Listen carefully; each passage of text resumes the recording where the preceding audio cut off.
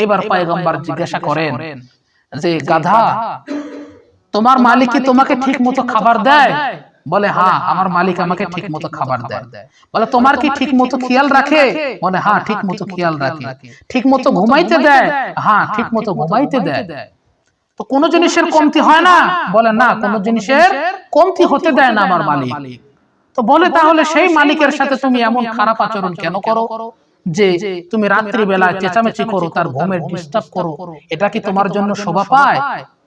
তখন গাধা উত্তর দেয় যে ওগো পয়গম্বর, আমার মালিক সারাদিন বড় পরিশ্রম করে, অনেক কষ্ট করে, আমাকে নিয়ে অনেক কষ্ট করে, দূর দূরান্ত সফর করে, শরীরে একটু ঘুম এসে যায়। অনেক সময় এশারের নামাজ বিলম্ব হওয়াতে আগেই শুয়ে পড়েন। তো যখন আমি পাশেই থাকি, ওনার তো ডেকে দেওয়ার মতো কেউ নাই। আমিও যদি ঘুমিয়ে পড়ি তাহলে নামাজ কাজা হইবে। কিয়ামতের মাঠে আল্লাহ যদি আমাকে বলে, হে গাধা, তুমি তো সেই সময় পাশেই ছিলে, আমার বান্দাকে আমার হুকুম পালনের জন্য তুমি কেন ডেকে দাও নাই?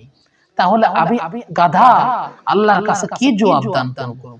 এই জন্য আমার মালিককে আমি ঘুমে ডিস্টার্ব করি না, বরং তাকে এটা বোঝানোর চেষ্টা করি আমার ভাষায় যে মালিক উঠুন, জাহান্নামের যে আগুনের উত্তাপ, এই উত্তাপ থেকে আপনি বাঁচুন, আল্লাহর হুকুমকে পালন করুন।